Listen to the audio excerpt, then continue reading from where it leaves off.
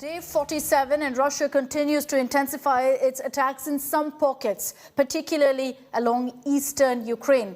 Russian troops launched a massive missile strike at the Dnipro airport. The administrative building and runway suffered severe damages. Russia also announced strikes in Dnipropetrovsk, in Mykolaiv and Kharkiv regions. 66 artillery attacks were carried across several regions in the last 24 hours. The death toll has also climbed up to 57, while 109 were wounded in that attack that took place at a train station in Kramatorsk.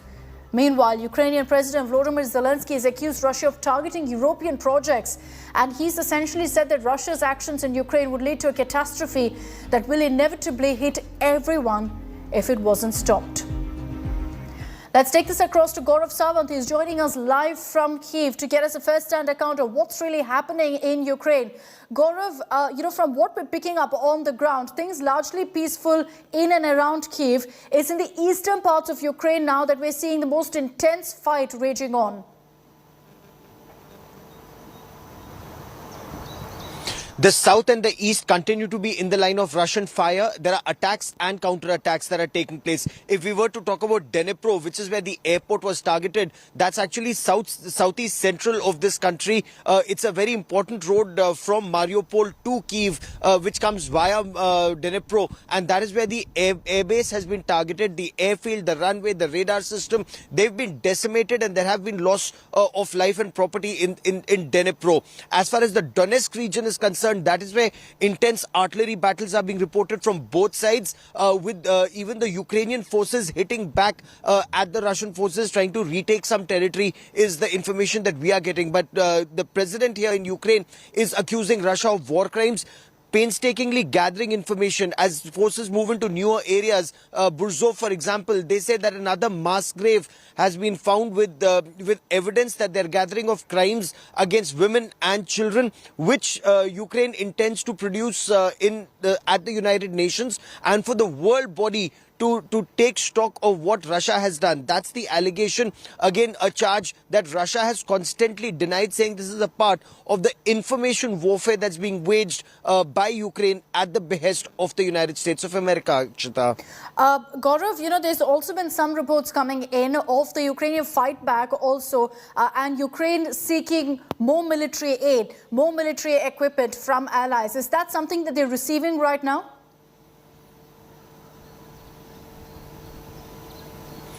So when Boris Johnson, the British Prime Minister, was here, there were a series of weapons and systems that it was said that they are being given to Ukraine. For example, the Starstreak surface-to-air missile system, Javelin anti-tank guided missile system, NLAWS anti-tank guided missile systems. But Ukraine is seeking longer-range systems, not just defensive weapons, but long-range offensive weapons. They're still not getting their fighter jets. They're getting some T-72 tanks from the Czech Republic.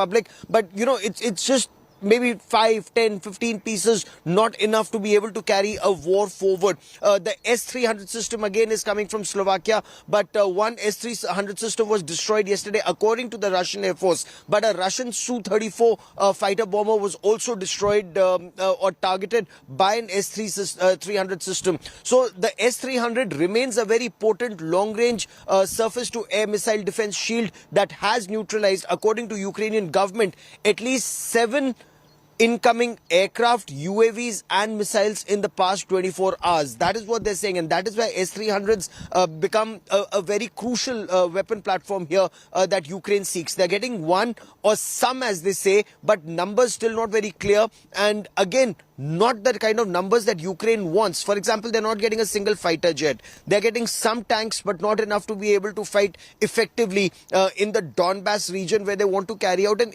offensive operation. They're getting some S-300 systems, but they will defend some territory, but not the entire airspace or the no-fly zone that they want over this area. So it is in a way that defensive mechanism, the defensive systems, they have abundant, plenty. They can carry, as the Ukrainian government says, the fight for the next 3 years when it comes to surface-to-air missile systems or anti-tank guided missile systems. But when it comes to fighting the bigger war, they're still lacking, and the help is, too few and far between. Gaurav, finally, before I let you go, the daily briefing that we see from the Ukrainian President Volodymyr Zelensky, in his latest address, he made a mention saying that Russia is particularly targeting European projects and how that's, a message for the entire Europe to take note of. Is that true? From the series of attacks that we've been seeing and assaults by Russian troops in the last few days, have they been particularly targeting European installments?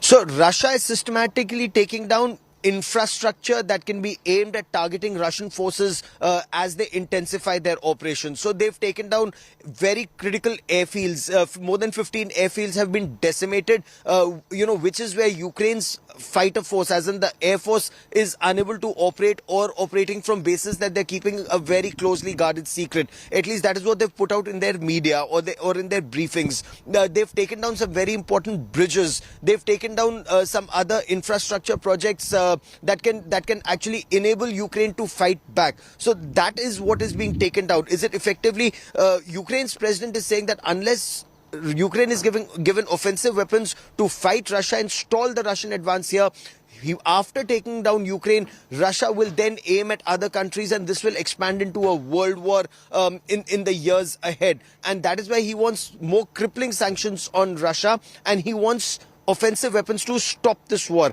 Because that's not happening, he's warning Europe that your actions, your continuing to take oil and gas from Russia, is only going to make Russia bolder, stronger, to continue this fight longer, which will exactly be like the Second World War.